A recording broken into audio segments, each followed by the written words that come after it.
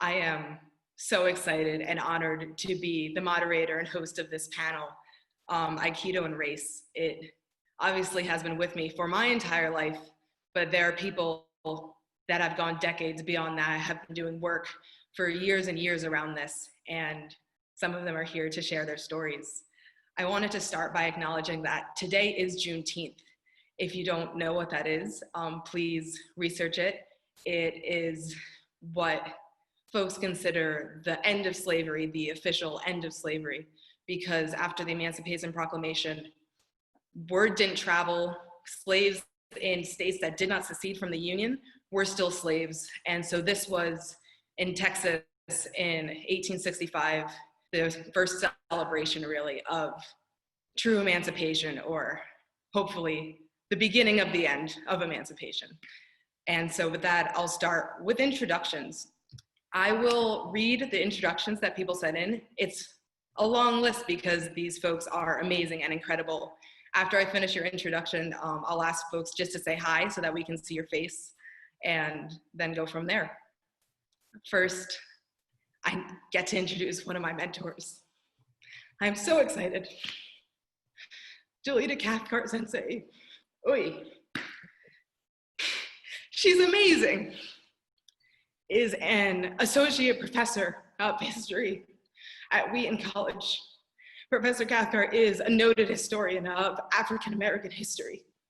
She grew up in New York City, graduated from Harvard Radcliffe Colleges, University of Massachusetts, Boston, and Boston College. She is one of the founding members for the Posse Foundation based in New York City. It's amazing, you should look it up. And it encourages diversities in top colleges and universities. She's the author of many publications and communications, and was in a featured documentary, Birth of a Movement, available on Amazon Prime. She is currently 5th Dan Shidoan, Chief Instructor Emerita of Harvard Aikikai, and began practicing in 1985 at New England Aikikai under Kanai Shihan, and was asked to start teaching at her dojo in 1995. I was born then. So please just say hi. Hi, everybody. Thank you, Sam. And next on our amazing list, we have Neilu Nalini. She started her Aikido training the year I was born in 1994 and was an undergraduate at Swarthmore College.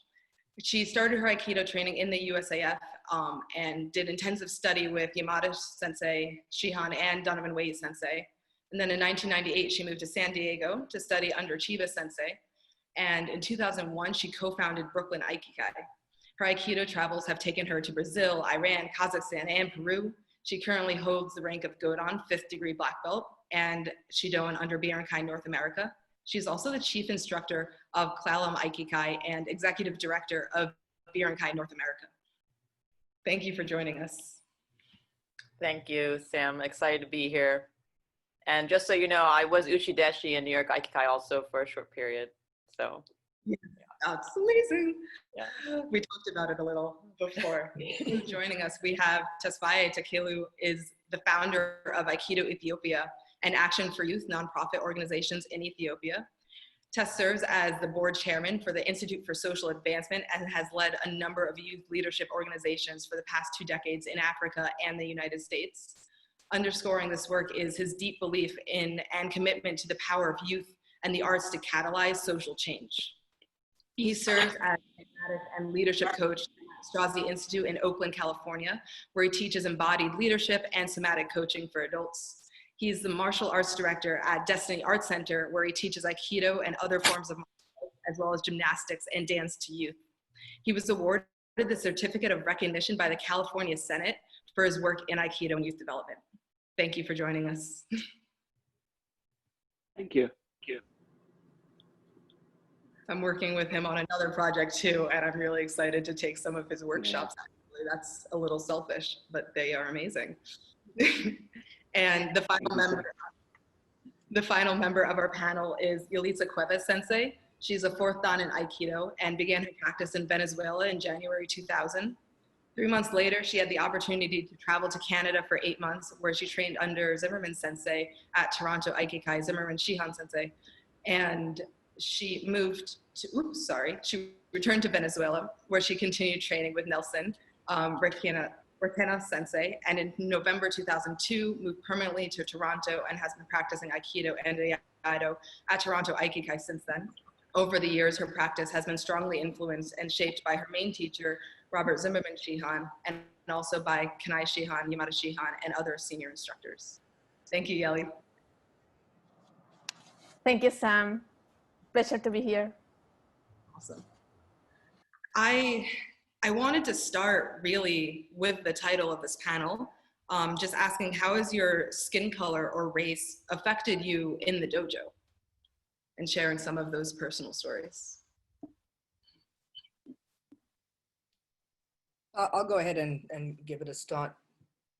I think interestingly for me, skin color mixed with both my gender and my sexuality.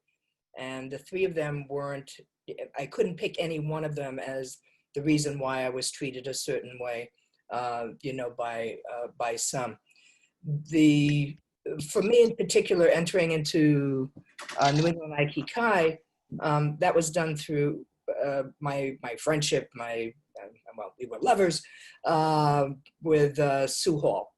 She introduced me to Aikido. I went every day for a week, decided this was the thing, you know, for me to do. I inherited all of her friends and all of her enemies as a result. The intersectionality issue for me is really, you know, what has happened. Okay, next. Someone else. Thank you. And also incorporating, how did you deal with these interactions in the dojo? Okay. The way I usually deal with most things, you know, I don't yell, I don't scream, I don't call people racist. I continue to do my work and then try to protect folks who are coming in after me, letting them know who they need to stay away from, how they should handle, you know, this senior student or that senior student. So pretty much I kind of went to work to ensure that all of my my behavior, my contribution was fine, but then try to protect those who came in after me, who, you know, frequently maybe kind of dealt with some of these issues a little differently, surprised that they would happen in an Aikido dojo. Yeah, thank you for sharing. And Neilu, I know that you really wanted to speak to kind of how race has affected your Aikido interactions and training in the dojo. Yeah, well, I identify as being a person of color, but I'm mostly passing in a lot of my life, and it's been a process just even doing more race work, like outside of Aikido, and realizing I'm a person of color and I need the support from people of color. So that's something that I'm really interested in finding more in my life, and hoping to continue to find in Aikido, is those kind of support systems. And yeah, I feel personally most of the racist things I've dealt with are very subtle things, just because I'm mostly passing. There's a lot of things with the cultural differences of doing a Japanese martial art, and my parents, both my parents and my brother, were born in Iran. So I was born here, so I had a US citizenship. And, you know, I've never have met another Iranian woman outside of Iran that's done Aikido. I've traveled there and done some work with women in Iran. But it's a difficult thing to kind of really point to inside the dojo what I've dealt with as a person of color, because there's also an evolution of my understanding of that along my path, and then looking back and being like, oh, that's what that was all about. I didn't get it then. Now I have a better understanding, and so I don't know if that speaks to that, but. It is really hard to point to an instance because someone is, as Dolita said, taking in all your intersectional identities that they perceive. To that end, Tesfaye is a major participant in Aikido in both the United States and Africa, and kind of it's really interesting. Can you tease apart your different trainings or interactions between these two continents? Yes. I wanted to first of all, thank you for inviting me, making me an honorary woman to be part of Women Sensei's seminar. I wanted to talk from a point of view where not just Aikido, but who I am and where I come from has a different perspective for how I look and my experience. You know, growing up in a society that's all Black, so one kind of people, and then moving to Europe and America and facing, you know, growing up knowing about race issue is really intellectually knowing about it, knowing the history. And I was exposed once I started living in America, really where, for me to share where it's one thing to know about it, it's one thing to understand it, and it's a totally different thing to feel and experience it, knowing through experience. So these past 12 years has been it's like you're born again and learning life in a different path, right? Mm-hmm. And in Ethiopia, like historically, it was never colonized. So there was no information that is passed or told. My understanding is different. But then you're in America and you look back and see as an African, as, you know, and it gives a different meaning and a different feeling, you know, as one race that is also gone through 500 years of this painful life. Now you're part of it. You're seen that way and it affects. So I was fortunate enough to really have teachers who are very conscious of work about this, who made sure that my surrounding was very nurturing, and not people who are aware of about this issue, and also provided a space for me to not being exposed to that. It doesn't mean I don't know about it, but also personally I have encountered, I think when I lived in New York for 5 years, where my system hasn't got used to it and understand when people are being racist, because it was not informed. I'm bypassing it without knowing it. And I remember the first time encountering in this Aikido place where my system just exploded. For the first time I could tell, oh, this person is being racist towards me. And for me, growing up without somebody superior, inferior to you as a human being, is flat. What you see, how you see, and then all of a sudden, I didn't know what to do with this. Do I have to go fight? What do I do now? Because that hasn't been my vocabulary. That hasn't been how I saw the world. That was my first encounter. But ever since I'm teaching young people, through my experience, they tell me, oh, this happened. How are you with all these people that is different than you? And I can see, oh, this is your experience, and it affects you, especially as a people of color. That when there is a seminar, I'll go to a seminar. Sometimes I will see 2, 3 out of 500, and sometimes people are like, well, that doesn't have me inside, so I don't practice. That's not showing. I don't see myself in there, so I don't practice. Or how it's taught, or how it's through the martial art, how they're teaching, I don't see myself in it, so they don't practice, right? It's really, so that's my experience, really.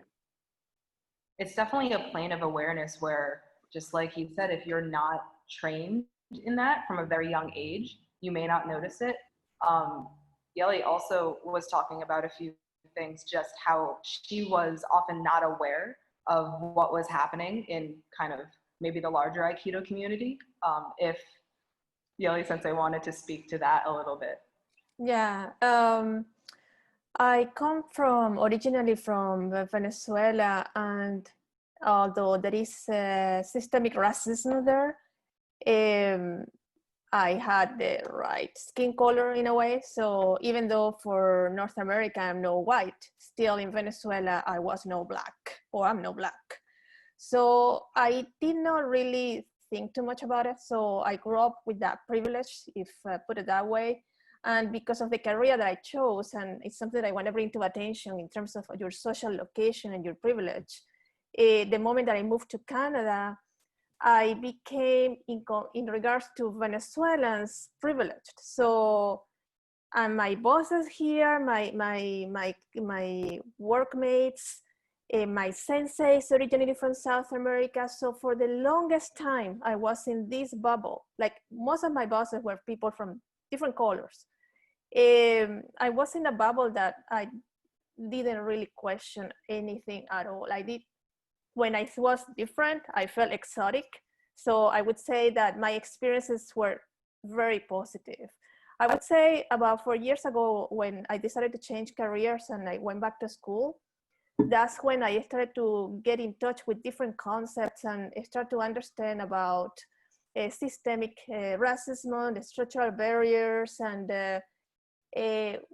why the differences between classes, why the differences between race, understanding really the history of the Black community and everything they've been through, indigenous people and everything that they have been through. That actually made me see for the first time the Aikido community from a different completely lens. Like for the first time, I noticed that every time I go to seminars in North America, every time I go to seminars in Europe, the majority of people are white. And again, before I didn't even think about it. So I guess that what I want to bring is to this is that we all live in bubbles, and we have our own biases, our own way of looking at life, and our own assumption of what is right and what is wrong, or what kind of color is better to be.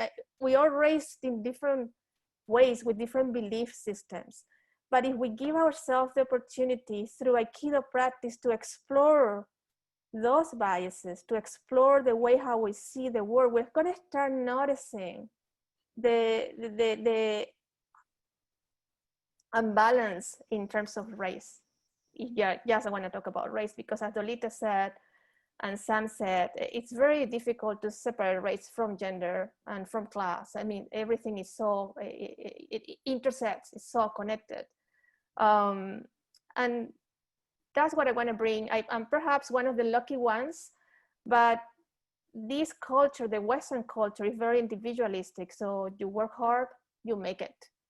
So I thought for the longest time, I work hard, I made it. But working hard is not enough. And your skin color has a lot to do with the opportunities that you can get out there. And just like you said, going to most places in the Aikido world in North America, it's really white. Josh Gold Sensei actually shared with me some information that is going to be published in Aikido Journal. I just wanted to highlight it, how underrepresented the Black community is, and also the Hispanic community in Aikido in the US. This is from an ethnicity community survey. And so, right, ethnicity and race are different. They can be operationalized and they are different, but they're really close together in how people believe and understand them. And so by a factor of 4, that means 4 times the number of Black people that are currently self-identified and practicing on the mat need to join in order to match kind of the US diversity, the population of just who we are in the US. And that's huge. And for Hispanics, it's by a factor of 2. So you're missing a huge population of people. And kind of, why is that? Where is the power dynamics in that? So when you're going through these things and experiencing these power inequities, did you feel like in the dojo or in your federation or system, there was someone that you could go to? Or was it really dealt with internally? You're asking me. Everyone else. Well, in my case, mine is easy. Despite the fact that my sensei is white, he's from South America and speaks my language. So I guess that filtered many things from me for the longest time. So he did understand me and my culture from the beginning. So I didn't feel, I did from the race point of perspective, I never felt discriminated in my case, in my dojo. And thank you. Dolita said that she was that person, but did you have anyone kind of before you to be that wing that you shelter under and learn? Yeah, I guess that the main person I would have been speaking to at that time would have been Sue Hall, Shihan. Because obviously we were we were together, so she was the person I had a tendency to speak with. I didn't have any problems with Kanai Sensei. I mean, pretty much from the day I joined, I just started doing everything you were supposed to do: cleaning, you know, running seminars. Then summer camp I ran for, you know, years. I would come in extra early so I could vacuum and dust the entire place. So Sensei saw that in me, and how I practiced. You know, I was never the, I would say, the top person, you know, in the dojo because of all these injuries I had from previous martial arts and sports. But I was dutiful and exacting. So Sensei usually, you know, gave me beginners to train well before, you know, he asked me to teach. My problem came from senior students, basically senior student males, who again, I you know, didn't like Sue because of how hard and how good Sue was. And, you know, she was kind of threatening to them. So I kind of inherited some of that once I, you know, entered. There was only one time where I was literally attacked on the mat when I was a third Q. The other person was a third Dan and was about twice my size in every, you know, respect. And, you know, the short version of it was that I got the best of him. And he couldn't move. I had him on the ground. He couldn't do anything. I whispered in his ear. I won't repeat what I said, but they were choice words from the South Bronx. And then pushed him, you know, away and scrambled up. And he left the dojo a week after that and was never seen, you know, again, thank goodness. But that was definitely the worst it had gotten in the dojo. And again, I think it was, you know, a combination of race and gender and sexuality, where I was, and maybe even some jealousy because Kanai Sensei liked me.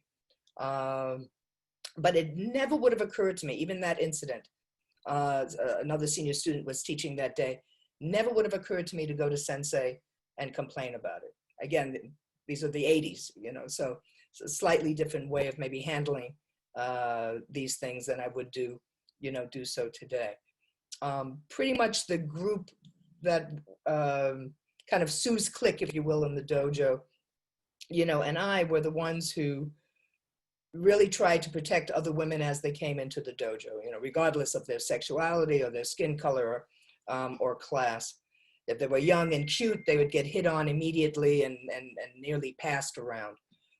One senior instructor enjoyed molesting women on, you know, the mat. There were enough issues that we made sure that we could get to the person before they entered the mat for the first time.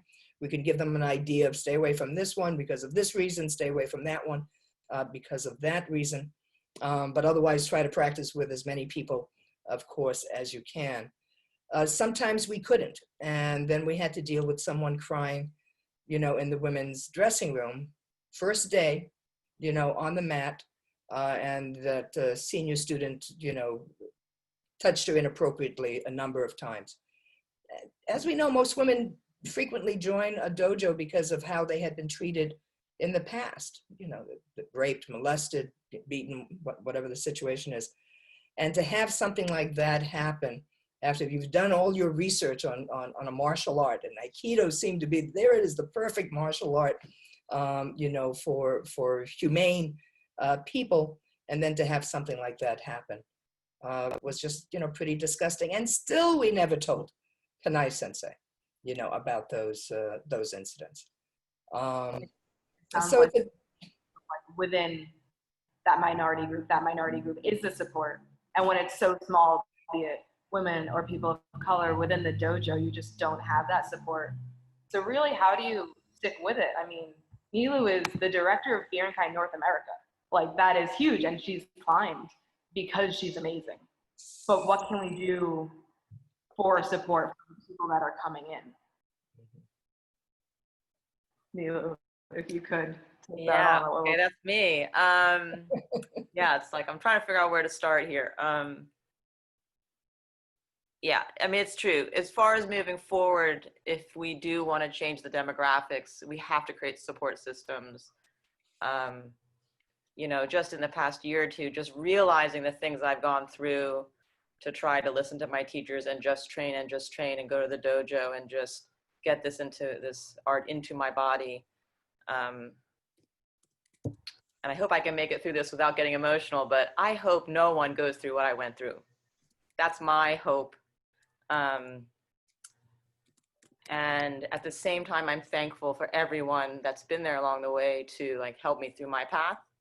I obviously feel like I've had a lot to learn, and I feel like a lot of people are still with me, which is great. And a lot of the things that Dolita spoke to, I completely resonate with. And it's impossible for me to separate the race question from my gender identity, from the cultural, doing a Japanese martial art and being Iranian American. It's impossible to really dissect those. I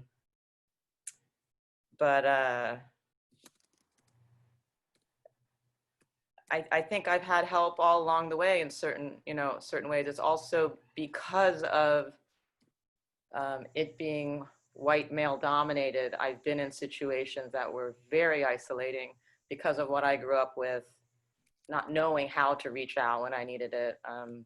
It's been extra highlighted or concentrated, I think, in my situation. And so it's just the fact that we're even having this and we're having these discussions, and the world is going through what it's going through right now. As hard as it is, it's also exciting. We're having conversations within Biankai North America that, that are just blowing me away. I've never known. I've never had this discussion with this white person, with this person of color. Wow, I was just blown away last weekend, It's like whole new, I've known this person for how long? I didn't know this part. And so the fact that those conversations are happening are important, and they're super difficult, difficult conversations. And I hope we cannot hide. I mean, my personal family I was the exception. I went to a very private white, a school growing up. I looked out, I only saw white people. I was always in male, white dominated groups because I was good at math and physics and then Aikido.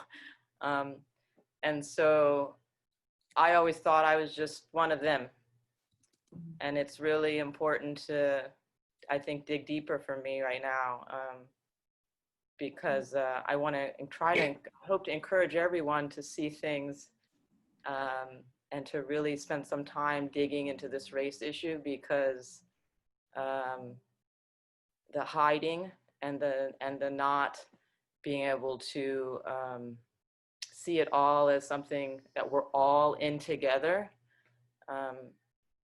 then I feel like we're not on that path. So it's challenging with I feel like doing Aikido right now. It is the Aikido dojo was also a safe place for me to go to. I could wear my gi. I didn't have to look. I was just a body. I could just train. I mean, that was important for me in my 20s, really important. So that balance is going to be tough too. And we're all going to have a different opinion. And we're running. I can't hide anymore, and I can't accept hiding from anyone, any human at this point. That's kind of where I'm at. I feel like that that clash or tension you're speaking to is kind of when our idea of what Aikido training should be and when what politics, what our political beliefs per se are, and that even the fact that they're labeled as political beliefs, when maybe, in my opinion, they're humanitarian, which for me is apolitical. Kind of how do you tackle those discussions, build that support, find that representation, because right, you're underrepresented as a person of color, so therefore people of color don't join because they don't see anyone like them, and it's just this cycle. So kind of what policies, what in your dojo have you been doing to really amplify just getting more folks on the mat, diverse people? And I'll just say one more thing. A few years ago, I mentioned this to Mallory. I was part of the Racial Justice Collective in the area. So half my dojo was people in color in a very rural area. I mean, we're very much the exception. And they've all stopped training for one reason or another. And I'm still trying to dissect, those reasons why they're not still training. But I think they were attracted to me, and not only people of color, but also different gender identities that were coming to my dojo for a while, but I wasn't able to retain them here. And I think why is speaking up and bringing this issue up to Kanai Sensei, why would that just not a thing? Why does, as an Aikido practitioner, shut up and train and be a good student and advance, that swallowing not match speaking up Aikido principles, kind of bringing everyone up collectively? How do we separate that in our dojo and environment? That was a big question. It's a good question.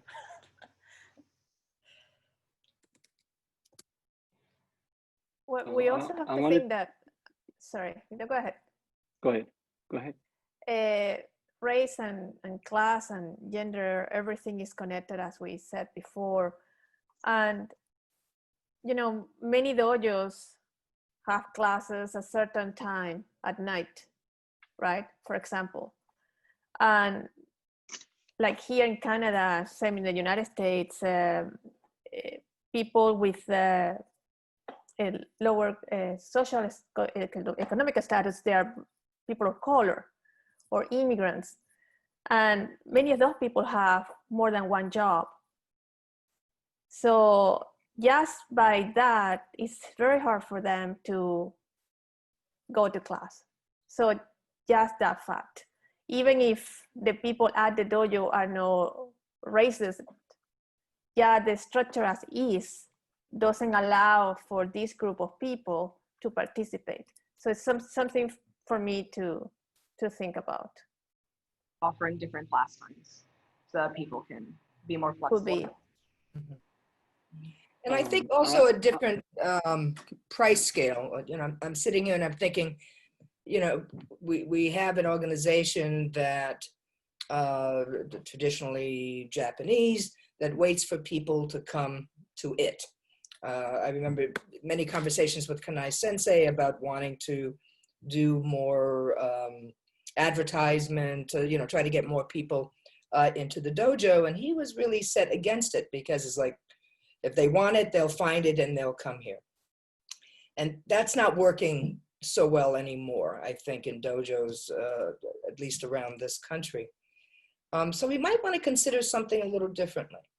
And that is, and you'd probably have to talk with your current students, but to see if offering a half price for 6 months, for a year, advertising in communities that are underrepresented in your dojo, and then maybe having a slow catch up. Maybe every year it goes up another $10 or something along that line, but to offer something to a community that for the most part has been ignored. And you may find you end up with more people on the mat, which helps to attract even more people to the mat when you don't have such an empty looking dojo, and an opportunity for people who are otherwise very segregated in the United States. Outside of some college experiences, everybody lives in their own little neighborhoods with very few people kind of crossing over and getting to know other folks. And as long as we remain segregated, we remain ignorant of one another, and of course we end up continuing to have all the problems that we have. So we can take first steps to really try to open up the dojo to other folks. I think it's a good business model. You know, you either have nobody or you get somebody who's paying half price. I'll take the half price person, you know, any day, better than, you know, not having anybody at all. And also maybe then have an opportunity to have more cross-cultural conversations, cross-gender conversations, cross-class conversations with folks that could begin to kind of move us into what Aikido, at least to me, has always been, and embracing humanity, protecting the weak, the injured, you know, and trying to kind of live your best life. Right. I want. Last thing that just re-highlighting what I'm hearing is conversations in your dojo, because what I spoke to before, the ideal Japanese Aikido student was shut up and train. Just suck up your pain, do it. You're supposed to be coming to the dojo, cleaning, helping with events, and that's your purpose here. Where that may not vibe with someone who is experiencing far more inequity and negative experiences in the dojo. There's more pain to be sucked up, and they leave, they disappear.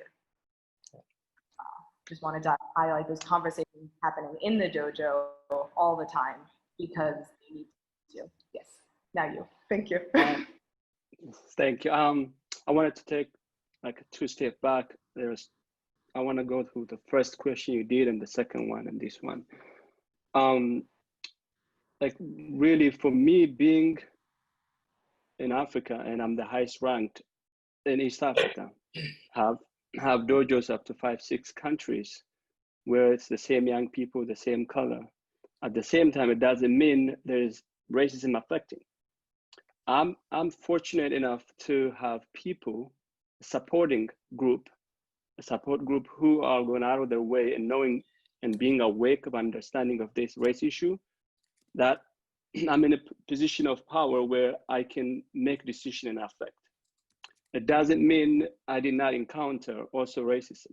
One example I would say is, you know, there's Aikido colonialism that happens in Africa, right? A few years ago, someone, 7th Dan Aikidoka, thought out, he's thinking, okay, he's an African, he's in Africa, and reached out to me and say, now your Ethiopian or East African Association has to be under me, right? It's a country in Europe. He's a sensei, but he's almost demanding, I have a right to come and force you to be under me because I can. And then if I say no, well, I'll give you money. I'm gonna give you money. And I said, these are countries that can have their own association. It's like, no, you don't understand. I'll fly you back to Europe. You will see Europe, you be my student. And then if I say no, he's gonna be angry, even come to East Africa, trying to buy out students, dojos. That really from a mindset of, oh, I have a power, I can do it, so I can control you, and I can buy dojos in countries and submit you under me. So I went through that personally, especially someone offering, I'm gonna give you power. I'm giving you power versus you have your own power. So that is happening, which some people can use the very Aikido, okay, the very form that he's practicing to control, right? Second question you said about what are we doing to address? And one of the questions I had asked is, what is the percent of Black and brown people practicing in America? Do we all know it? One is that. Like, what should we do to address that? You know, it's not only race, there is, you know, different things that affect the community who can't afford.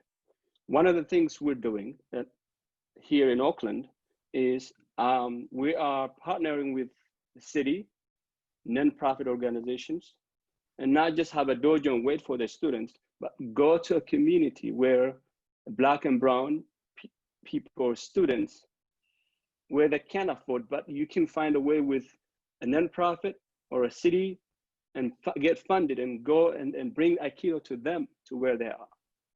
Like I work with a nonprofit, which I made a deal that I will have a dojo.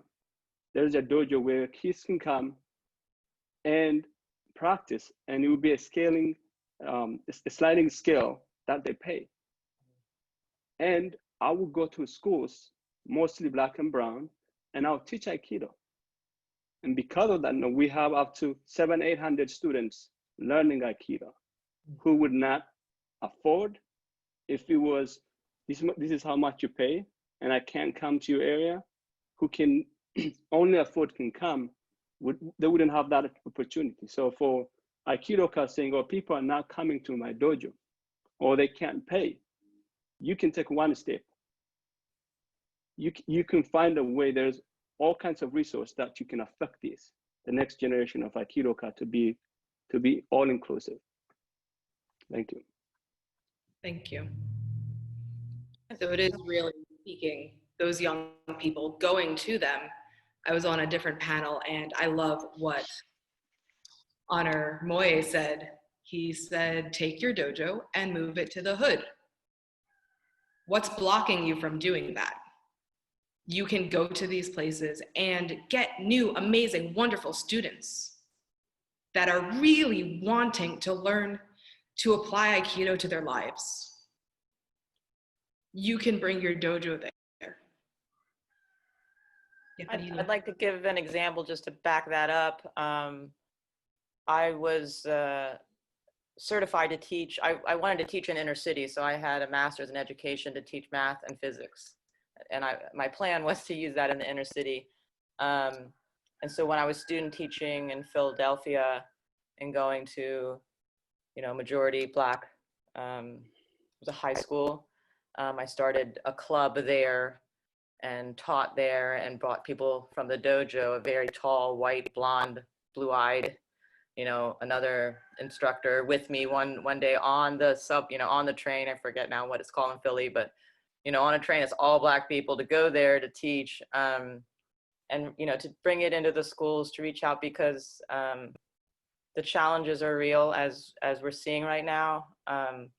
You have to have extra time, you have to have transportation, and you have to have money. You have to bridge all those gaps to reach those communities. And I know resources can be slim in the dojo, but if possible, you have to take it to them. It doesn't have to be in a full dojo environment. You don't have to create the whole space. I think you can bring the pieces, and then it can draw people into the dojo or into that community, and those connections, those broader connections can be made. But we really have to bridge those gaps. They're big and they're real. And as a nonprofit, right, partnering with the city and getting that funding, and also you're doing this, right, to bring Aikido and its principles, its values to other people. Yes, if you're a dojo, show a financial motivation to keep your dojo open, but don't, right, go there and then belittle or get mad because people aren't immediately joining. Like, there's so much else that folks are dealing with. Not just time and money, but just the bandwidth to learn a new Japanese martial art where there's a whole new system to learn. That's a lot. If we're comfortable, I would like to go to some of the questions from the chat that have been popping up that I do think really speak well to this. So because there are so few people of color, right, how do they see themselves to join dojos when they don't see themselves on the mat? And also really what language around how not to tokenize those few members that do stick with it and really amplify, like have them have their own power, right? Rather than you trying to assign them power or give them power, kind of with the caveat of, okay, but you're supposed to bring more Black people in. That's your job. That's your job on the mat. What's the language that is helpful for Dojo and other members to make people feel more welcomed into stepping onto the mat? I think honesty. You know, if you're really honest with folks, and that includes not maybe always knowing the best term or the best thing to say, you know, it's very easy to say, hey, look, this is really new to me, but I believe this is important. And, you know, I would like you, whatever group the person is talking to kind of help me think this through.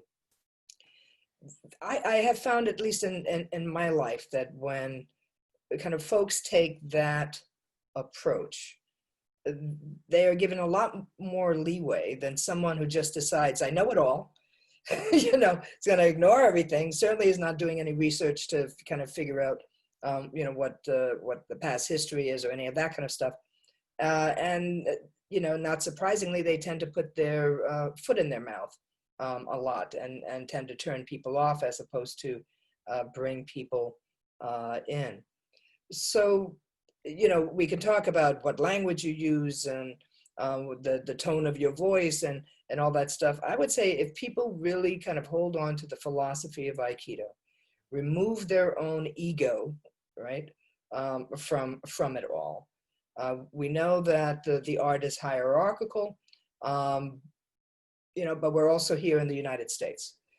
So you have to balance the hierarchy of rank and all that stuff with when you're talking with folks like a human being and not as a sensei or dojo show or anything like that.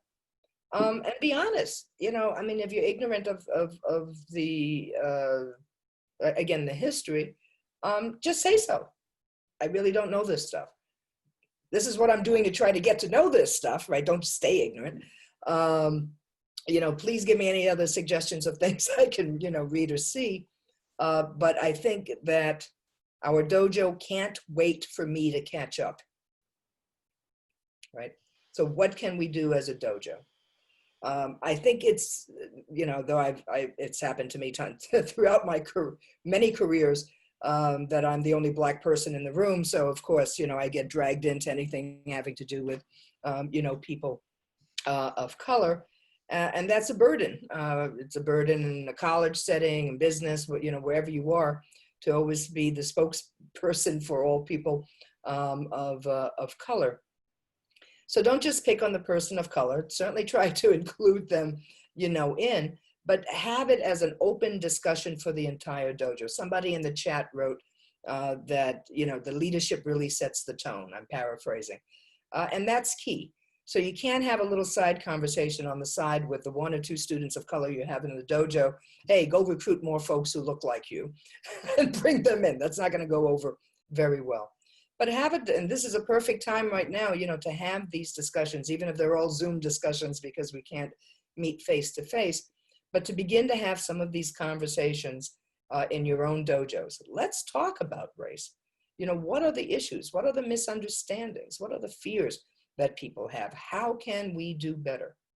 And I think if that approach is taken, and I'm sure there'll be lots of other, you know, ideas as well, you're at least on a good path to trying to integrate your dojo and for yourself to be more educated and more human with the rest of the human body. Yeah, thank you very much, Dolita. Just like as you approach your training with authenticity, right, you have to do that off the mat too. And what I'm hearing is just be genuine. And also, you're not coming here, right, to this panel to get a catchphrase or a buzzword that's going to work in every situation everywhere. That would be horrible. You don't do the same exact technique all the time, the same technique, right? But you shift it for how you're feeling that day, how your partner is. You shift it every time you do a technique. So really diving into and doing that deep work in education for yourself, rather than like Neilu isn't going to have the answer, Dolita is not going to have the answer, neither is Tesfaye or Yeli. This calls for work in your dojo at a local level, and then the leadership, right, has to be reflective of that rather than kind of oppressive leadership and a silent community being reflected back downwards. That's stifling. Do folks have more to add onto this really big question? I'd like to mention. Go ahead. I think you both like really touching the point. You could be a 5th dan, 6th dan, 10th dan Aikido. Okay, that's your Aikido. You have to check on your leadership, right? It doesn't mean you're 10th dan in race relationship. It doesn't mean you have the insight of other people's experience. Be open and be willing to be a student of willing to learn to see from other people's perspective. Is my dojo welcoming? Am I unconsciously setting this structure that doesn't fit people of color to come in and practice, right? So it's the senseis or the leadership to create a space for people that's welcoming, and then for them to self-check or have, and I like to work with the people, how do we make this dojo and the martial arts to be learned through everyone's lens that welcomes everybody, that makes people see themselves to be part of that community.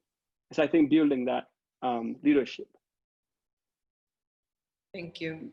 One thing that I really loved at New York Aikikai actually when I was there is that when a new person came in, someone was like assigned to them. One of the uchi deshi had this beginner to teach their first few classes to make sure they were safe before they went into the larger environment. But for me personally, that relationship really stayed for my years at the dojo when I got to see like my beginner take their 5th kyu. That was awesome. I felt like a little parent, a proud parent, like taking pictures. I thought that role, I taught them how to do their first role.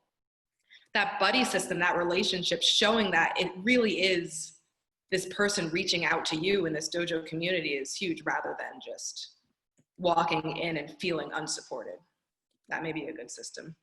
And I know Neilu had another thing to say too.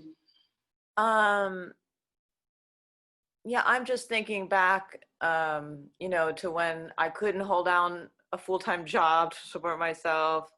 I don't know. I'm thinking back to all these challenges and then what made me stick to Aikido. No matter what was falling apart in my life, I would come back to Aikido. So one way to maybe sort of start navigating, this person's showing up here, they're in my presence, is what has brought them here. Because it can be that something else when other things aren't going well. And it can be that thread that keeps us, giving us a place to keep working hard. I think if you were already thinking you were living a peaceful life, then you probably wouldn't start Aikido. You start Aikido because you're searching, you're looking, and you want something. And you asked us before we came here, why do we start Aikido? I mean, I started for completely different reasons and I've stayed into it. So even the answer to that, what brings you to Aikido, changes over time, and is just, I think, is an example of the richness of who we meet and what we do. That was just one idea. Something that keeps coming up in the chat and in your voices too is this hierarchical system, right? How do we get around that when folks hire in, per se, Aikido, but as I said, not in race relations or really conflict resolution in a way? How do we stage those conversations? Where do we stage those conversations where the dojo may still be within that hierarchical realm where people feel like they can't speak up? Do we have to move these conversations outside the dojo, or what can we do in the dojo? Maybe drop titles during these conversations, because that is a barrier, a separator. It's how do we navigate these different hierarchies within the dojo to outside and off the mat? From my point of view, what I think is that there is a confusion between rank and expertise. It's like you are a Shihan or you are this 5th dan, and therefore you know it all in every single field for every single discussion you have in your dojo. And from my point of view, that's a mistake. I think that we should have collaborative committees or groups in which, for example, equity is discussed. So what are the things that we should do as a dojo or as an organization? You can escalate this, right? To remove structural barriers that are preventing people not only to get into the dojo, but staying at the dojo.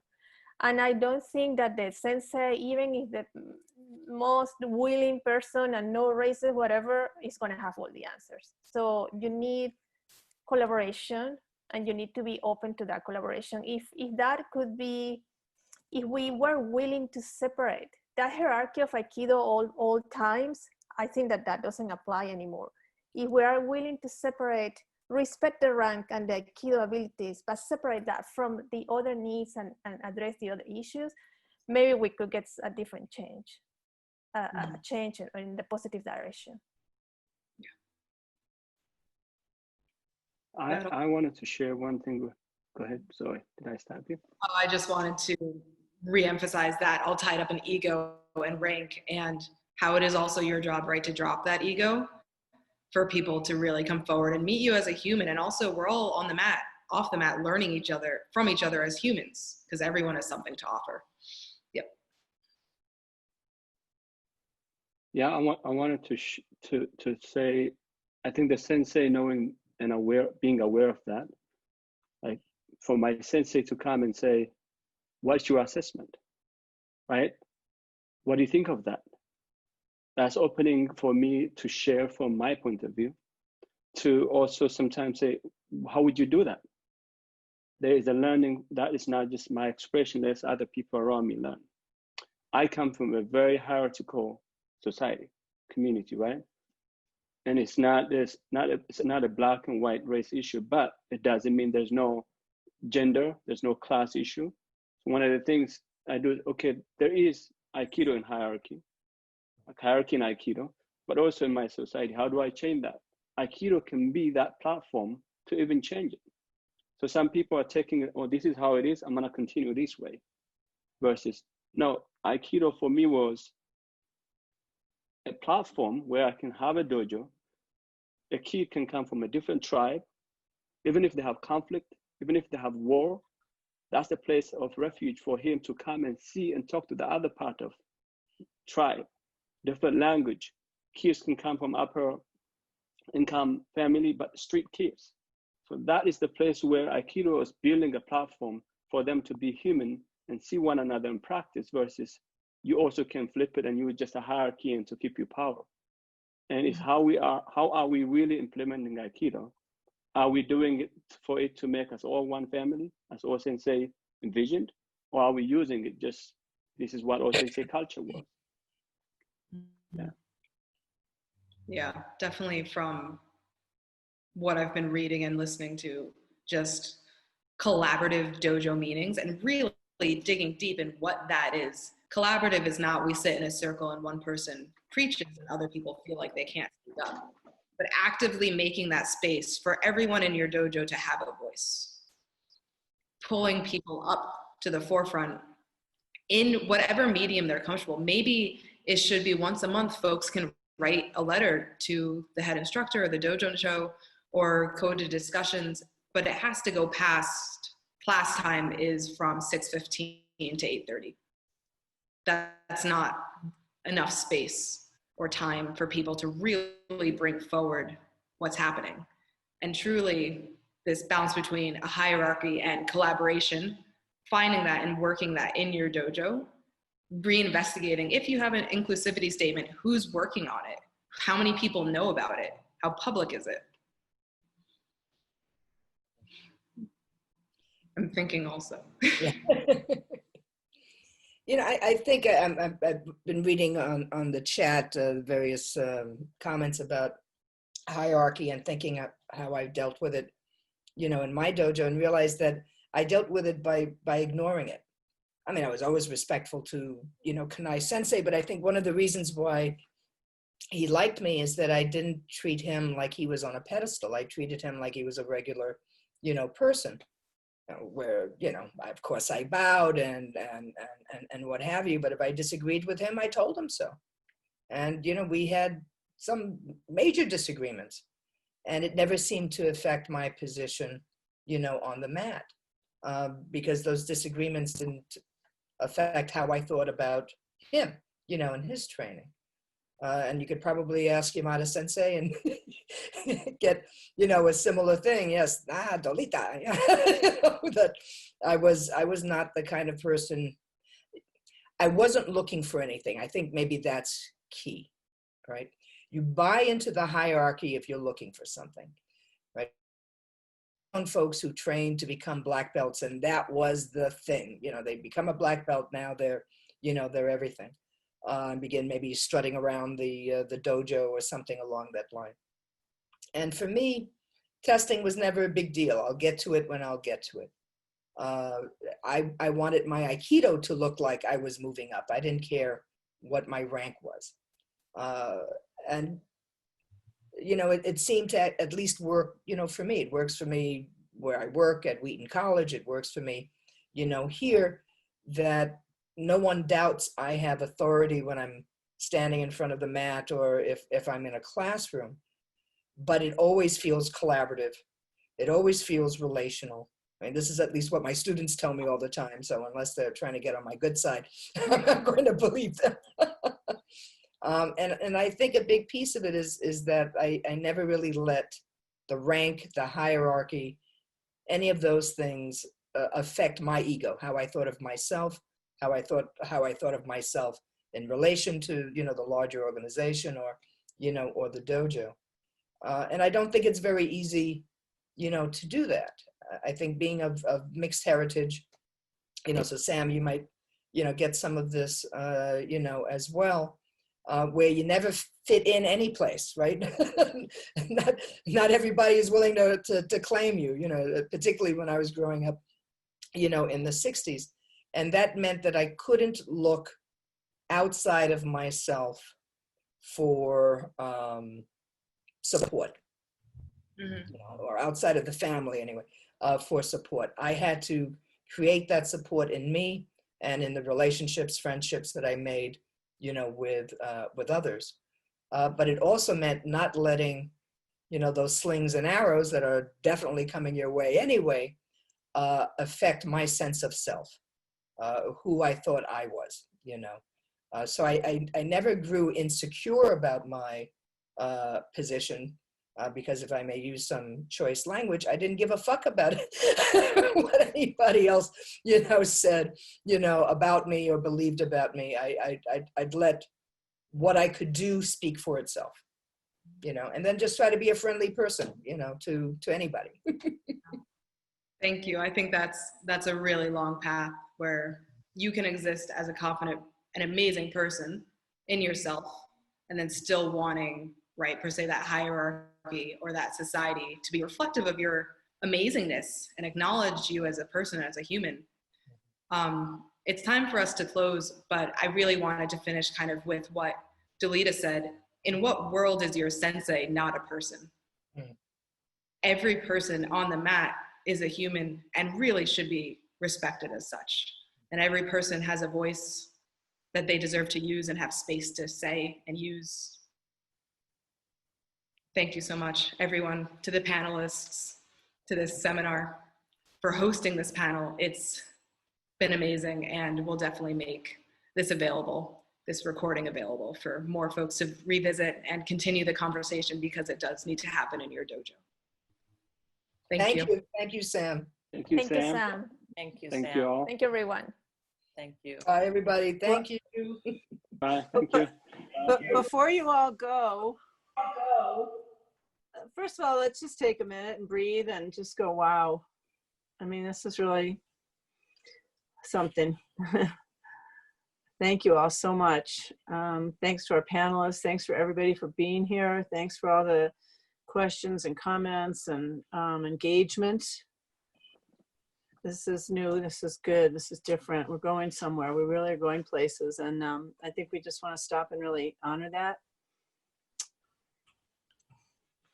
And that being said, we plan to kind of keep the seminar Zoom open till, what is it? At my time, I'm in California, it's 10 to 2, so 10 to 5, whatever time it is where you are. If our panelists are willing to stay, if people want to stay and continue the conversation.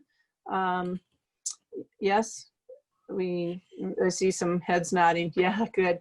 Okay, so Sam, do you want to kind of keep the reins here on that? And I would pop out because I have a Juneteenth celebration protest to go to. I am still in Minneapolis and very much on that front. So thank you so much, everyone. I will see you tomorrow. It's really touching. I can't believe you all saw me tear up at the very beginning, but thank you.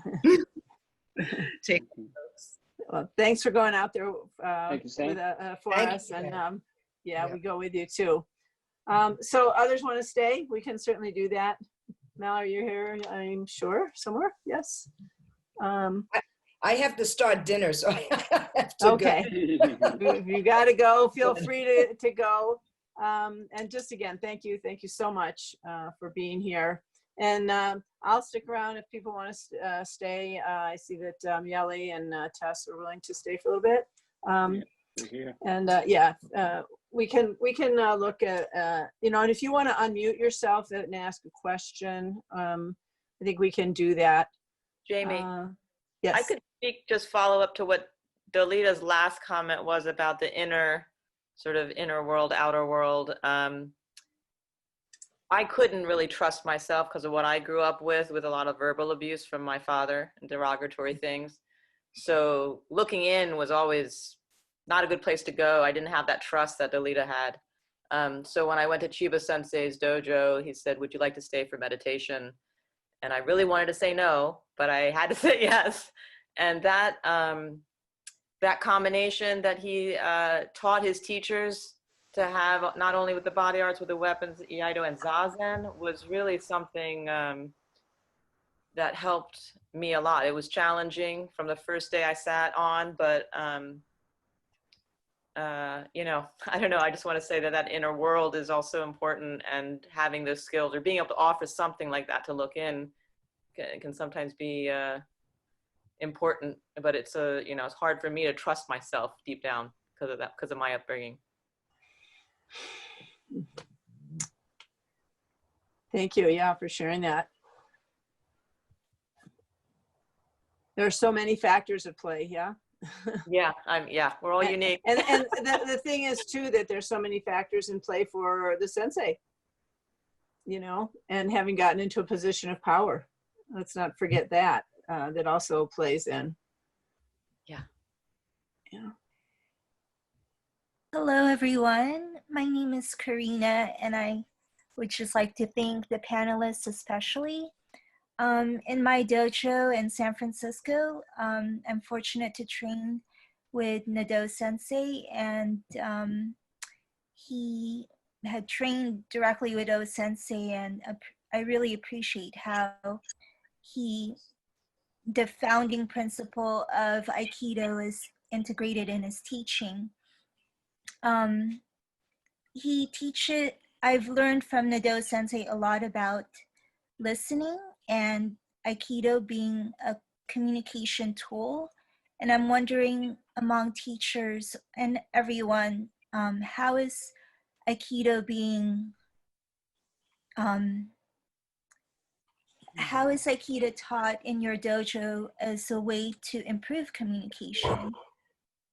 Simply by, when we receive an attack and we respond appropriately to each attack, how is that a reflection of how well are we listening? So Aikido is a tool for communication and in a physical form, but to translate that as a tool for communication, talking about diversity. Let's just turn that to our panelists. Any questions? Too many people that talk too much, but we can ask our panelists if you have any thoughts on that question. In my dojo, I would say that I've been doing Aikido for 20 years, and I can see that there has been a shift in terms of how things are communicated, and I think it has to do also with the dojo maturity. I remember when I started, and also keep in mind that when you start, you have that beginner's attitude, thinking that everybody knows more than you and therefore you should not even talk. But I do remember that it was difficult for people to express their voice. It's like, not everybody can talk to Sensei.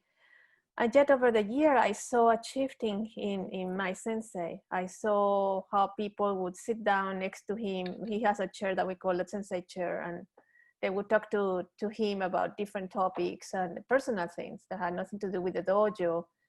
And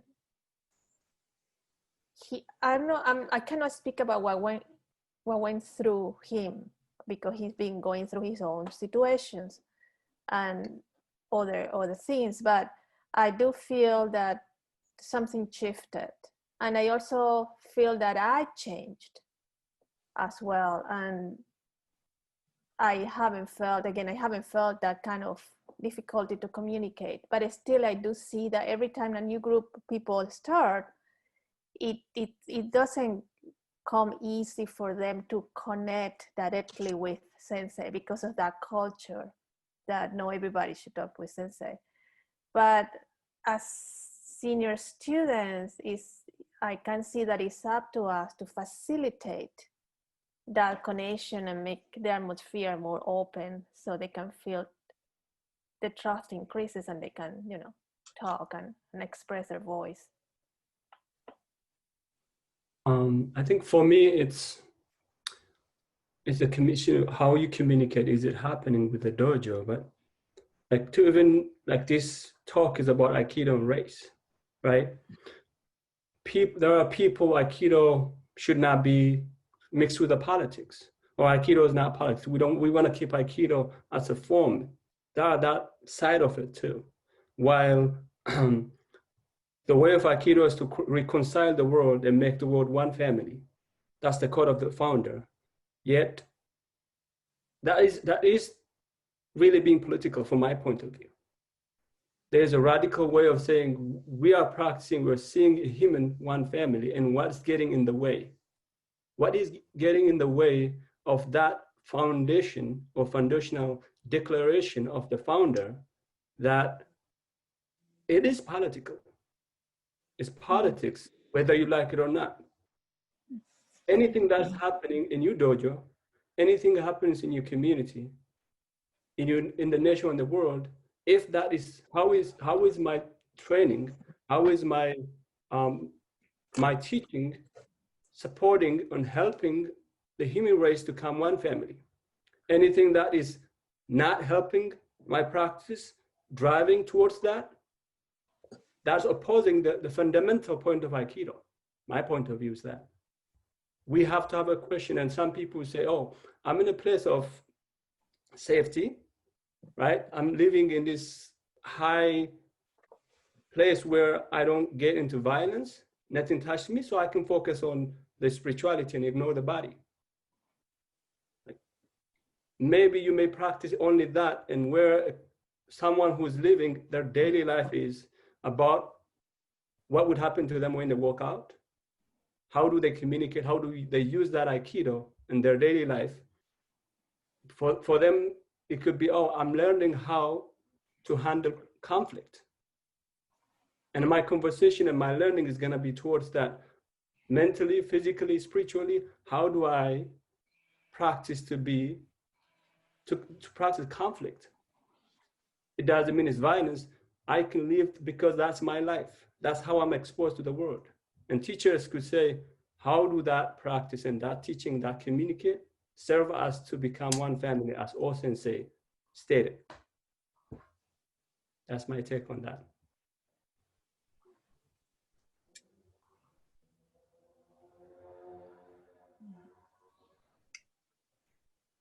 I don't have much to add, other than there are a lot of skills that are more readily available than I think ever before in terms of communication, and maybe looking at the resources and students you have, and nonviolent communication, and ways to have reconciliation, and just trying to really open yourself up to different, trying things, We want to keep teaching Aikido, but we still want to keep doing it better and better and facilitating more, bridging any gaps that we have. And it's continual, keep the curiosity, keep trying things is what I would say. I have a question. Can I, please? Yeah, my question is really to get to the root of it. How interested is Aikido looking at diversity? I know this is right now, because of this time, this is a topic, but is diversity a priority in Aikido? We can talk about Aikido as an art, which has many principles, but we're living in a racist systemic system, and those things happen on the floor almost invisibly, right? If you are an African American, male or female, coming on the floor, some of those things aren't spoken, but happen on the floor, and you go, what is that? And to the degree that a lot of people drop out of the practice. So we can talk about Aikido as an art, but what is really the investment of Aikido in general, especially in the United States, to increase that diversity? I'll take that offline.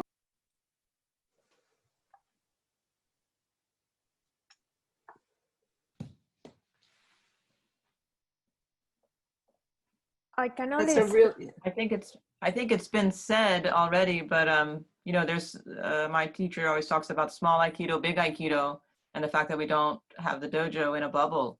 It's true. I mean, that systemic racism is there. It's a fact. If you look at the big path that we're on, the bigger path, you know, this is where we are. There's a lot of conversations that have to be had, and people are not on the same page on this, is what I can say. You know, just the fact that we're having this panel and we're able to talk about this is great, but you know, not everybody is able to, you know, to be open to all the voices right now is important so that we can continue on the bigger path.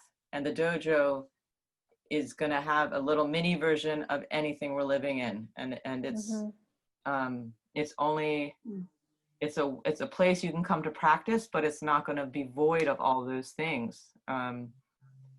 That's impossible, I think. May I make a very quick statement, and then you ladies and gentlemen can answer? To the point of the previous gentleman who spoke, how do I say it? It's, you know, people are people. I try to be simple. People are people. We're going to do whatever we do wherever we are. But to deal with systemic racism, to dismantle systemic racism, I think, begins with our individual behavior, such that if a person who is being prevented from accomplishing something they're trying to accomplish, whether they're trying to have a conversation, whether they're trying to learn a technique, whatever it is that they're trying to accomplish, what ends up happening is there is a barrier, there's like a social movement that occurs so that that doesn't happen. So maybe someone comes and interrupts the conversation and shifts the attention, or maybe somebody says, well, you know, I have to get permission, I'm not sure. It could be any number of administrative or social interruptions that happen. But one of the hard things that Dojo Cho and senior members can do is when this happens, fix it. You know what I mean? Just fix it. So if you have a person who is feeling excluded and they're saying, I'm trying to learn this technique and I can't get anybody to spend 15 minutes on the mat with me, assign somebody with them, you know, to answer their question. As the leader said, there are people who want to, you know, they want to get their rank. That's what they present it or approach it like, I'm spending my money out, you know, here's a set of standards. I've met the standards. I want this. And sometimes it doesn't happen for a variety of reasons. But when people come and they start to explain the difficulty and they're trying to solve a problem, there usually is a very straightforward solution. It just doesn't get implemented because of the social structure, the hierarchical structure, the implicit biases, the explicit biases. So on an individual level, just fix the problem. You know what I mean? How do you guys feel about that? I think I agree completely.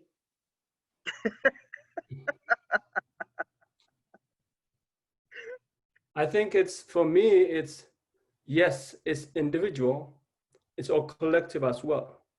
Mm. We live in a bubble. We all live in a bubble. And when it comes to race relationship, and some people saying, oh, Aikido is not political, because either consciously, unconsciously, it doesn't affect you maybe, right? The bubble have our own bias in that bubble, and there is an opportunity. I think this is an opportunity. I see it as a good opportunity for all us, for all either side of this. When was the last time the whole humanity had to feel the same time? Yeah. When was the last time every human being felt like their life was threatened? Yeah. COVID, right? That feeling, there are communities, there are individuals living in this world that their life every day is like that. It's an invitation for us to all collectively feel, and instead it's like, this is the bigger bubble that we all felt at the same time. There are a group of people, there are individuals who are feeling that in their whole life. Their existence is feeling that. And it's like, yeah, now you have no excuse. The way you felt, some people live their whole life. So how is that not affecting you? If it's affecting somebody, that means if you really believe in Aikido as what the founder was saying, yes. So it's a call, it's a gift for us to be able to see and act on it. It's killing people, it's taking lives, it's sad. There is, I think the Chinese or Japanese, where there's chaos and opportunity all in one. It is an opportunity for us to be able to address and use this art. And I know some senseis are doing Aikido in the dojo, but off the dojo outside too, in their daily life. Thank you. I'd like to speak to that. I would agree that on one hand that it is the individual effort, but it's also the heads of the organizations and the Aikido chos that have to put policies into place. A lot of us who practice Aikido also practice nonviolent communications. We practice all of these other tools as a method of teaching what Aikido is. But a lot of that is unspoken. Unless you are working in a dojo that specifically is working not only as an Aikido technique teaching place, but a somatic art that is going beyond the physical to the person's humanity, which is what I believe old Sensei was actually talking about, is this practice is a somatic practice to open the internal door. That if that's not being expressed, and that you don't have policies in the dojo, that you don't have a system that people can see, that they feel that the place is a safe place instead of a brave space.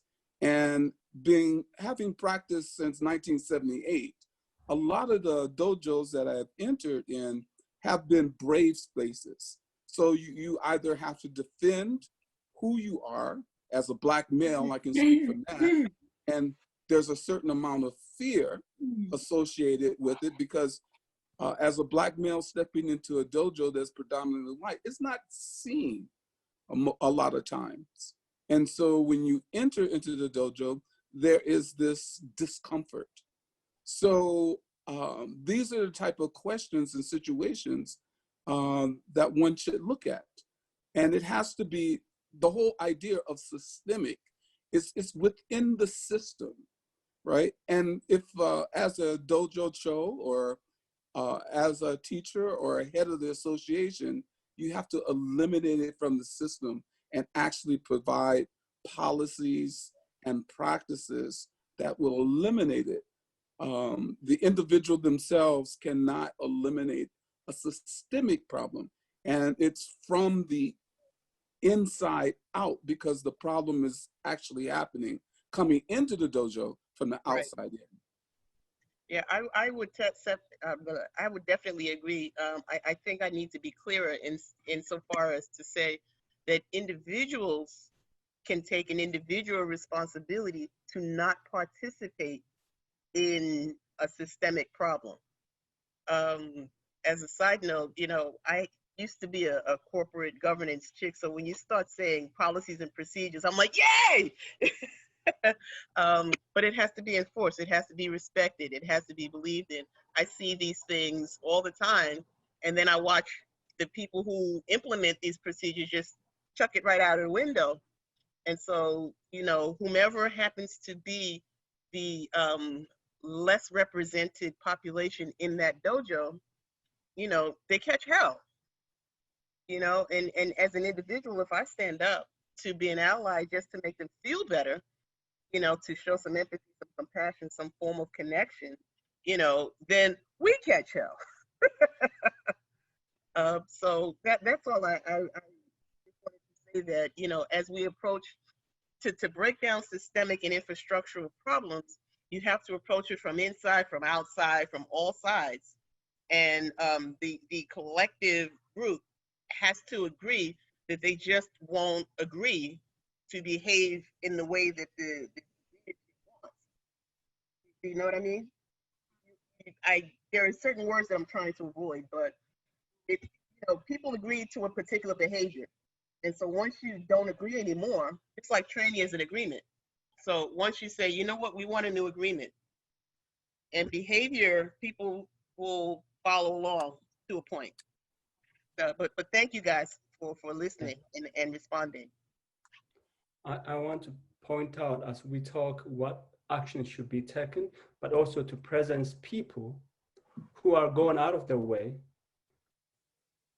talking, walking their talk, putting their money, right? Who are doing what we're talking, to be an ally, but also doing this work in the world. Those people also need to be applauded, because they see it, they deeply understand it, and they're acting on it, besides just saying I care, or besides saying Black Lives Matter. There are people who's walking that and making a difference. I want to jump on that as well too. I love the conversation of kind of the personal, but also it's a systemic problem, so it needs a systemic solution. And I love the question earlier of, is Aikido actually interested in diversity? And we have this moment in time where the entire world is focused, for the first time maybe in ages, on systemic, you know, racism. And corporations in America are all about, woohoo, I'm branding myself as against racism. Dojos are putting up Black Lives Matter statements, which obviously is great, but what is the next step after that, right? There is certainly, I think, the importance of acknowledgement, and in our Aikido communities too, the fact that so many white Aikidoists are having a hard time understanding that we're not all about love and harmony, and if Black people are missing from your mat, that is actually part of systemic racism. So one, there's just obviously the acknowledgement, like it has to start there. And just to hear the voices today too, and just to acknowledge you and to say, your experience matters, it is real, you know, is a first step. But then I love the conversation about where do we go systemically after that? And I'm super interested in policies that require, you know, dojo cho and instructors to go through cultural competency training, to require, you know, people of color to be in leadership positions. You can't have a board of directors without some sort of representation in our organizations.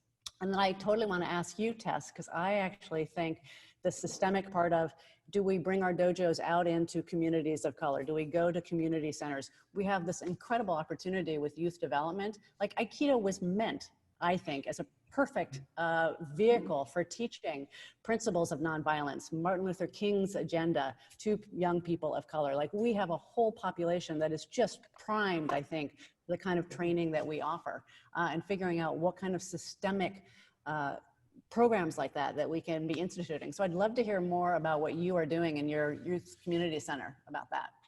Yes, I want to say this. There are people or a community, mostly maybe white neighborhood or in a state you live in, that you only have a group like 90% will be white, and your students going to reflect that, right? But at the same time, when its action is to understanding of whether you like it, I embody being Black because I am it, and I'm living that way. And you also embody being white, so you live that way. Curiosity is one thing that we all have it naturally. Invite a people of color to teach in your dojo, maybe a seminar or a workshop from their point of view. That gives an insight and say, oh, this is how Aikido is coming through me, all right? This is how Aikido is living through me, which is a gift for both sides to learn.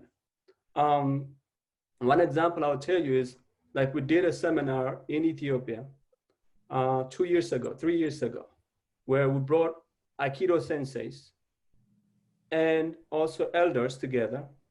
And there were Aikido students also who came, and we call it, it's an exchange, a cultural exchange program, an Aikido seminar, where the senseis who are 7th Dan, 5th Dan are teaching, but also mostly learning, and the Africans and students, even if they're not high ranked, they're teaching, right? They're teaching from own perspective. And also the elders are having a conversation with Aikido, advanced Aikido teachers from the West, right? Who went from America and Europe.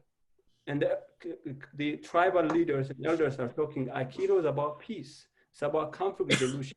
How do you do in your community to prevent conflict in your culture? And here's how we approach from Aikido. And they're saying, here's how we have done through our ancient leadership way of leading our community. That kind of invitation for us to learn from one another. And what I'm doing here, but also in Ethiopia, is Aikido, taking Aikido outside of the dojo, going to villages where there's conflict, and bringing Aikido as a platform where you're at war, you're having conflict. There's a neutral platform here. Through that, you can have a dialogue, right? We're doing that. Now we're working with some of the students are even here in East Africa also, trying to build and bridge that historically conflict-driven area, but people are coming together, young people, working, how do we advance and create a space for all of us to be a family. And as you said, as I mentioned, I think a few of my even colleagues are here.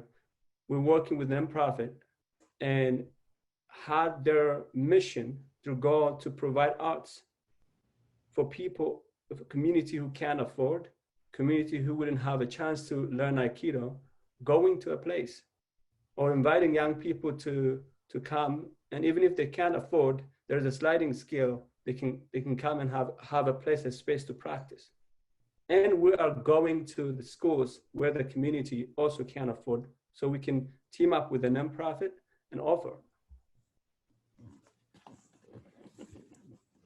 Thank you, everyone. I need to go now. Thank you so much for this opportunity to share some thoughts with you and for your questions. Yeah. Thank you so much, Yelitza Sensei. We'll look forward to your class. I believe it's Sunday. Your teacher? Sunday afternoon. Yeah. Thanks. That's great. Thank you for all your input. And so we'll start, kind of bringing this to a close. I just wanted to say, I think it's important, like in Ethiopia, for example, you see that Aikido is woven into a whole youth arts campus, and AIDS education, things that are really very much a part of life, right? And sometimes I think we've had Aikido especially as it, you know, kind of has moved maybe to white, suburban, and a little new age and all that. We got to really get back in what Tess is doing in Oakland. We've seen this in Palestine and places where, you know, Aikido really has the potential to be a very powerful kind of peace, PE. I like to think of it as PE, like physical education, and that has all the physicality of PE and for you know, youth and young people in education, and with philosophy. Dr. Martin Luther King, of course, was, you know, using nonviolence as the most powerful kind of protest. So I think that it's also for us to start to pull ourselves back into reality, you know, so many of us into reality, and to appreciate the full potential of Aikido. And, you know, Tess has been having an amazing experience in a community that's such a dynamic community that's been around for a very long time, and has been more using karate kinds of arts. And they're all going like, wow, you know, with such a tremendous interest in Aikido now. I don't know if you might want to just share that with us, Tess, and then we can sort of wind down the day. And just thank everybody for being here so much. I hope everybody, I just feel like I have absorbed so much today and lots to process. I'm glad that I have some time to rest and to integrate and to let so much sink in and to think about, and to be ready for even more tomorrow. But Tess, would you mind sharing a little bit about that, your program? About the Oakland program? So yeah, about the Oakland program. Yeah, no, I was asked about that too. I'm working with the Destiny Arts Center. I'm, you know, the martial arts director. I think a few of the people who have worked with me, Cesar is working with me there. Zochi used to work, actually he's the one who connected me with this organization. And I worked, they had a dojo that had a Chinese martial art and Kachikambo. And I did as a contract with the Destiny and City, the city of Oakland, and taught in schools as after school program. And then they saw the effect of what I was doing. And I was asked to take over the program at the center. And one of my ask was, if you want me to do it, you have to let me do what I'm doing, and you have to let me build a dojo. And we have to have a permanent dojo. We have to put a mats on and make a dojo that is dedicated for Aikido. And we'll have a dojo at the center, and we're going to go out in the community and teach. And they said, you can have it, all yours, bring your own people. So now Cesar and I are leading it. And we're transitioning into doing 100% Aikido. It was taught for, you know, for different martial arts, but there's a need, and there is schools also calling more and more to have this form in their program also. Now the problem is, do we have enough Aikidoka to even to go in and present or teach Aikido, because there's a lot of demand. So that's what's going on right now. I'm sorry, I know you want to end, but what you're saying is so exciting, because I live in New York City, and in my neighborhood, I'm particularly in the Bronx. I'm 15 minutes from Manhattan / Harlem. I'm 20 minutes from Riverdale. I'm within the urban area, and there's always, my entire life, my entire adult life, last 30 years, let's say that, there's been this interest and this hunger for Aikido, such that, you know, karate people take a handful of jiu-jitsu classes. I'm an Aikido teacher, come take Aikido with me. And so when we talk about what is the difference is in Aikido is about the insight and how to avoid things. And, you know, and so what you're doing is what has been missing. You know, some people have tried, but it always gets overcome because people want to learn how to fight. You know, they want to learn the karate and so forth. But I'd love to talk to you some more about how to make that successful here, because, you know, there are a bunch of people who are trying to do that, and maybe there's a way to have some kind of alliance to make that happen. Guess even if it's just a minor dialogue. You know, sure. Let's talk probably in a different set. Yes. I did live in New York and also taught classes in Brooklyn and the Bronx and Manhattan, so we can have a conversation. Thank you. I'd like to add one more thing to what Tess has added is that typically teachers who teach with Destiny Art are more eclectic and more holistic in their approach to teaching. And that really is the bridge that makes the difference, because it's like you're required to have CPR training. Some dojos don't have that. You're required to get underneath the cultural issues of the community that you serve, especially when you're serving people of color, right? So it's not just taking Aikido and saying that the thing that was handed to us or that we earned, but it's also taking a whole collection of skill sets that as a teacher, that you're not just teaching Aikido. Right, you're absolutely. teaching core principles to live by. And I think that is one of the things that is missing. Because and it may be because of time, it may be because of the inheritance of where the art has come from, that we don't take time to really be teachers, but we're more of one of my teachers would tell me there's a difference between an instructor and a teacher. An instructor provides the content. A teacher teaches beyond the content. And so when we're teaching Aikido, we have to teach beyond the content and address the issues that face the community. One of the things when I'm teaching my students is the first question is, what is the fear that has brought you here, right?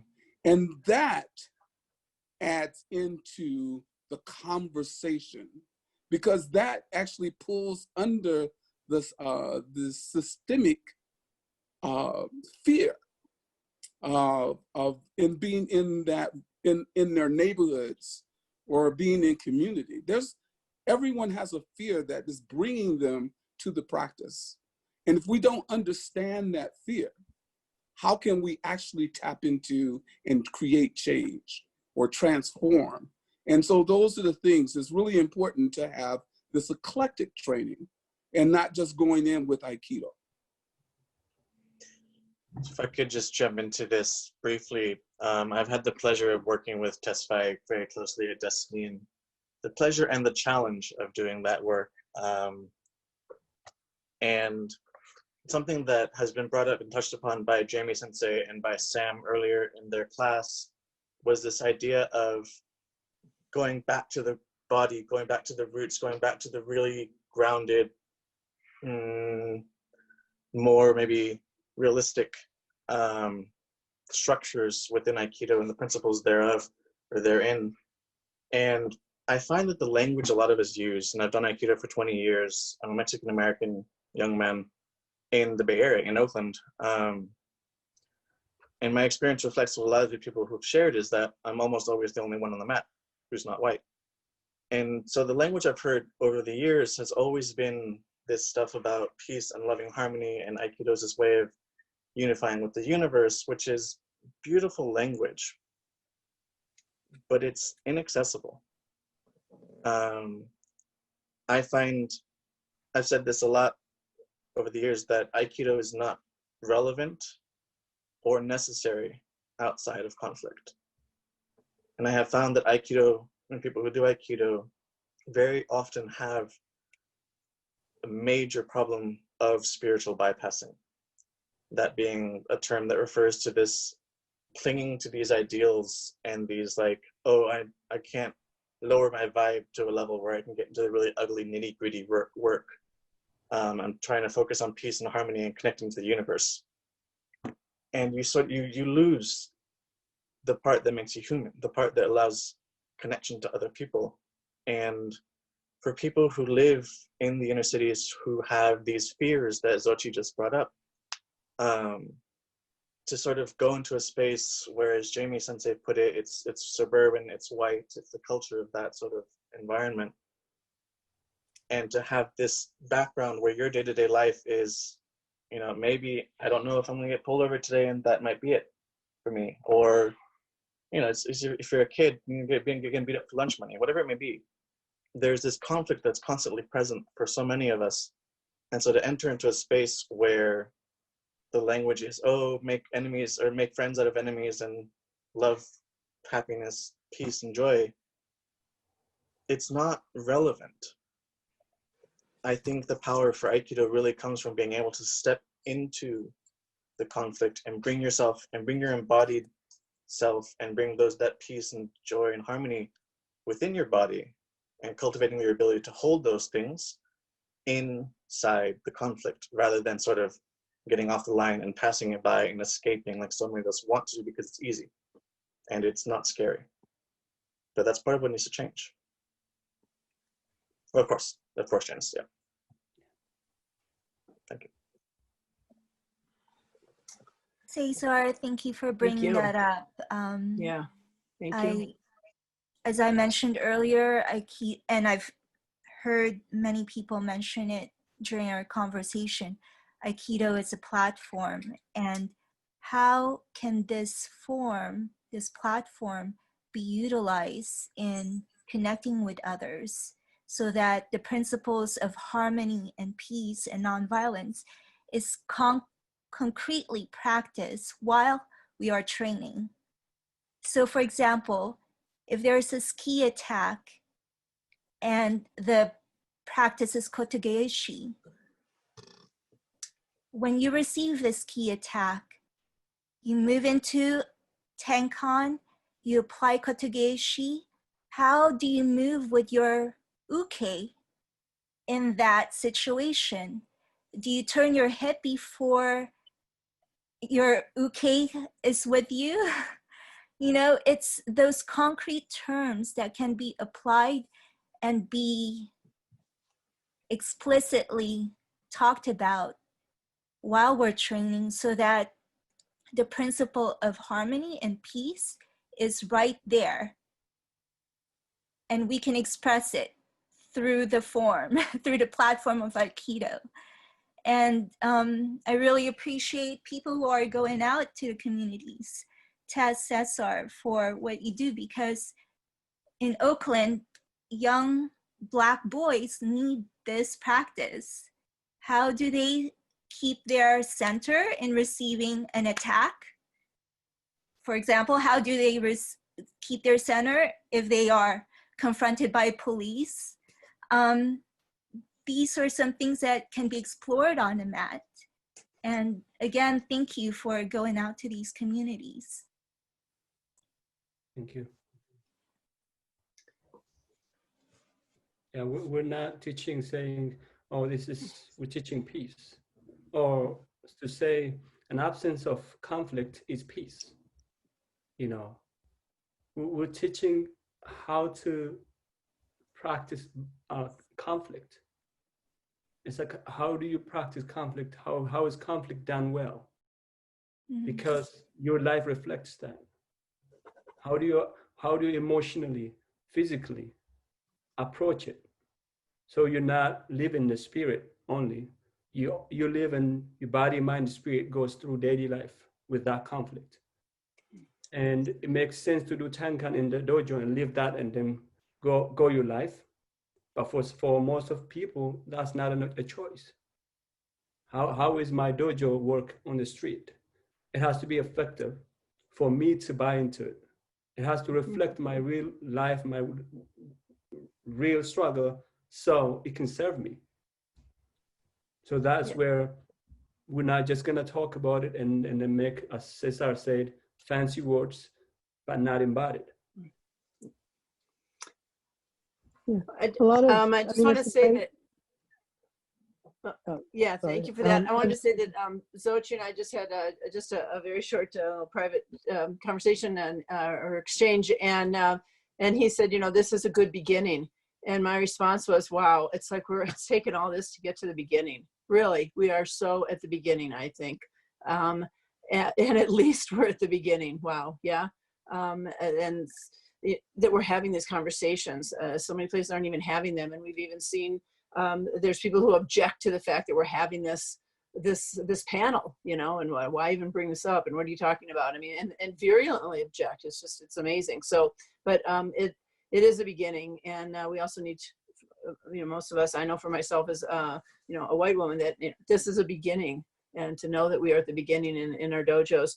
I did just want to say one more thing, is that you know, as Oshi was saying, that what fear do you come with, right? We all come with some fear or something, some way that we're wanting to get empowered and to heal ourselves and to be more empowered. And the last thing that we want, even though we know it happens, and that's what we're starting to examine, to bring out, is for our dojos to be places that are disempowering, for our dojos to be places where people experience more trauma.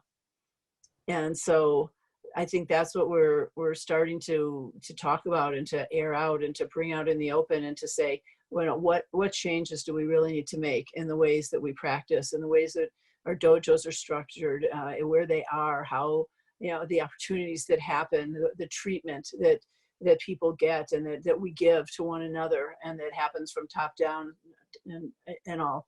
So, you know, these are really big issues. I just want to thank everybody for being here and for being engaged. And that we are bringing these things out into the open with one another. And yeah, I think that we can start to actually create some real change in our dojos, and hopefully in the world as well. Yeah. And